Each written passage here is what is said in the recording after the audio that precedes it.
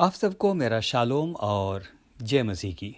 परमेश्वर आज के मनन में आप में से हर एक को बहुत बहुत आशीष दे। मित्रों, आज के मनन में आप सबों का स्वागत करता हूं और आज हम मनन करेंगे यूहन्ना 12 और उसके 26वें पद पर। यहाँ वचन में इस प्रकार से लिखा है, यदि कोई मेरी सेवा करे और मेरे पीछे हो ले, तो जहाँ मैं हूँ वहाँ मेरा सेवक भी होगा, और यदि कोई मेरी सेवा करे तो पिता उसका आदर करेगा। मित्र, यहाँ प्रभु अपने चेलों से बातचीत कर रहा है। इस पद को हम दो हिस्सों में बांट सकते हैं। जो पहला हिस्सा है वो कहता है, यदि कोई मेरी सेवा करेगा तो जहां मैं हूं वहां मेरा सेवक भी होगा। ध्यान से सोचें मेरे मित्र, ये कितनी बड़ी प्रतिज्ञा है। यदि कोई प्रभु की सेवा करे तो वो वहां होगा जहां प्रभु है। तो सवाल उठता है कि प्रभु कहाँ है जहां उसका सेवक होगा? तो वचन बताता है कि वो संपूर्ण महिमा और ऐश्वर्य में अपने पिता के दाहिने हाथ बैठा है। मेरे मित्रों, शायद इस संसार में हमें ऊंचा स्थान ना मिले, शायद इस संसार में हमें महिमा का स्थान ना मिले, शायद इस संसार के अंदर हम निकृष्ट समझे जाते हैं, शायद हमें वो ना मिले जिसके हम सच में हकदार हैं। लेकिन मेरे मित्र, प्रभु झूठा नहीं है। आइए अपनी उस दौड़ में जिसमें हमें दौड़ना है, धीरज से दौड़ते रहें, तो हम वहाँ होंगे जहां हमारा प्रभु स्वयं होगा। मित्र, आगे चलते हैं। आज मैं मुख्य रूप से बातचीत करना चाहता हूं इस पद के दूसरे हिस्से पर, जहां इस प्रकार से लिखा है, यदि कोई मेरी सेवा करेगा तो पिता उसका आदर करेगा। मित्र, यहां प्रभु यीशु मसीह एक बहुत ही गंभीर बात कह रहा है। ये कोई छोटी मोटी बात नहीं है। यहां पर यीशु मनुष्यों के आदर की बात नहीं कर रहा है। मनुष्यों का क्या है, आज आदर कर रहे हैं, कल को अपमान भी कर सकते हैं। यहां यीशु एक ऐसे आदर की बात कर रहा है, एक ऐसे जन के आदर की बात कर रहा है जिसके सामने पृथ्वी के राजाओं, हाकिमों और अधिकारियों और बड़े बड़े लोगों का आदर कुछ भी नहीं है। यहां प्रभु कह रहा है, यदि कोई मेरी सेवा करेगा तो मेरा पिता यानी परमेश्वर स्वयं उसका आदर करेगा। जी हां मेरे मित्र, पिता यानी वो परमेश्वर आदर करेगा जिसके बारे में लिखा है वो अति महान है। पहला राजा 8 और उसके 28 में लिखा है, क्या परमेश्वर सचमुच पृथ्वी पर वास करेगा? वो स्वर्ग में वरन सबसे ऊंचे स्वर्ग में भी नहीं समाता।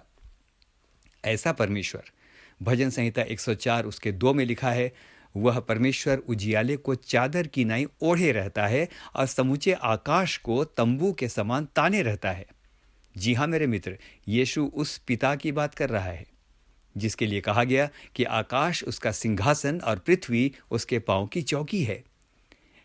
मेरे मित्रों, क्या ये बात आपको एक्साइटेड नहीं करती है? Aren't you thrilled? क्या आपको रोमांच नहीं हो जाता? क्या ये बात आपको बहुत उत्साहित नहीं करती कि आपका सम्मान कोई सांसारिक आदमी या नेता या अभिनेता या कोई बहुत बड़ी सेलिब्रिटी नहीं, लेकिन स्वयं वो महान परमेश्वर करेगा जिसने स्वर्ग और पृथ्वी को बनाया है। आहा, कैसी धन्य बात है ना मित्र। लेकिन आइए देखें कि वो कैसे हमारा आदर करेगा। वो क्या करेगा? हम क्या करें कि हमारा वो आदर करे? हमारी क्या पात्रता या एलिजिबिलिटी होनी चाहिए कि वो हमारा आदर करे? इस समय मुझे एक घटना याद आ रही है। आपने महान नाविक क्रिस्टोफर कोलंबस के बारे में सुना होगा। वो इटली का महान नाविक था और समुद्री यात्राओं की गहरी जानकारी रखता था। एक बार इटली के महामहिम ने उसे अपने दरबार में बुलाया और एक और जगह खोजने के लिए उससे कहा, ताकि दूसरी जगहों से या दूसरे देशों से व्यापार की संभावनाओं को ढूंढा जा सके। मित्र कोलंबस ने कहा, महामहिम, आज तक मैंने बहुत सी यात्राएं कर ली हैं और बहुत सारे नए नए देश मैंने ढूंढ लिए हैं। अब मैं सेटल हो गया हूं। मेरा यहां अपना भी बहुत सा काम है। समुद्री यात्राओं में बहुत समय लगता है। यदि मैं चला जाऊं तो मेरा काम कौन देखेगा? सब कुछ ठप हो जाएगा। महामहिम ने मुस्कुराकर कहा, तुम मेरा काम करो, तुम्हारे काम की चिंता मुझ पर छोड़ दो। मित्र, इतिहास बताता है कि इसके बाद क्रिस्टोफर कोलंबस लंबी समुद्री यात्रा पर अपने जहाज़ों के समूह के साथ निकल पड़ा। दरअसल उसे भारत की खोज करनी थी, लेकिन वो एक नई भूमि में पहुंच गया और इस भूमि को उसने नई दुनिया का नाम दिया। जो आज संयुक्त राज्य अमेरिका कहलाता है। इस नई दुनिया को खोजने के बाद या इस नई दुनिया की खोज ने यूरोप के लिए व्यापार के क्षेत्र में बहुत से नए रास्ते खोल दिए। मित्र, लगभग 1.5 वर्ष के बाद जब क्रिस्टोफर कोलंबस अपने देश वापस पहुंचा तो उसका भव्य स्वागत किया गया और राज दरबार ले जाया गया। राजा ने भी उसका बहुत राजकीय स्वागत किया और आदर सम्मान करके कहा, क्रिस्टोफर, मैंने तुम्हारे काम का भी बहुत ध्यान रखा है, जाओ और देखो। मित्र, जब क्रिस्टोफर अपने घर पहुंचा तो उसे बताया गया कि उसका सभी काम पहले से भी बहुत अधिक फैल गया है और बहुत अच्छा हो गया है, क्योंकि राजा की आज्ञा थी कि क्योंकि वो मेरा काम कर रहा है इसीलिए किसी तरह से उसका काम भी रुकने ना पाए। ध्यान दीजिए मित्र, मैं क्या कहना चाहता हूँ।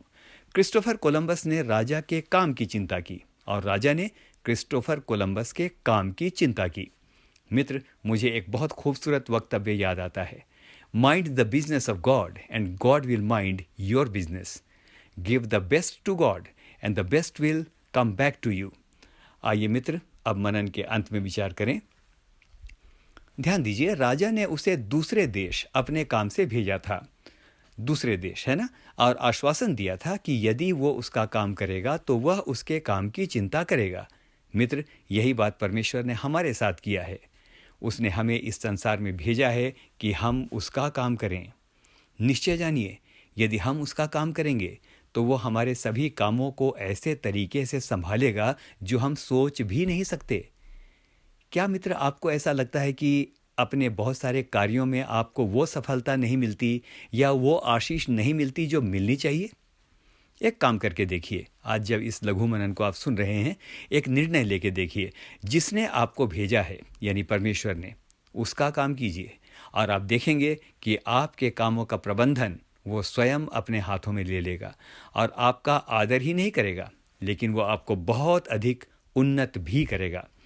व्यवस्था विवरण 28 और उसके 8 में एक आशीष की बात लिखी है जो मैं आप सबके लिए और अपने लिए पढ़ना चाहता हूँ।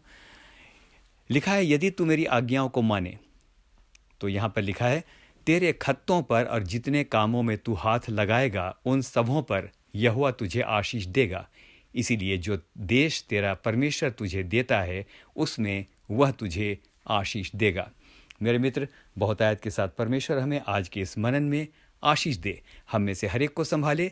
और आइए एक बार फिर से इस बात को याद करें और परमेश्वर को कहें, तूने मुझे इस संसार में भेजा है कि मैं तेरा काम करूं। दिन ही दिन में ये काम करना अनिवार्य है। तूने मुझे भेजा है कि मैं तेरा काम करूं और अब मेरे काम को, मेरे बोझ को, मेरी चिंताओं को तू संभाल ले। और मेरे मित्र, हाँ और आमीन के साथ कहना चाहता हूं, वो ऐसा ही करेगा क्योंकि वो अपनी प्रतिज्ञाओं में सच्चा है। आमीन।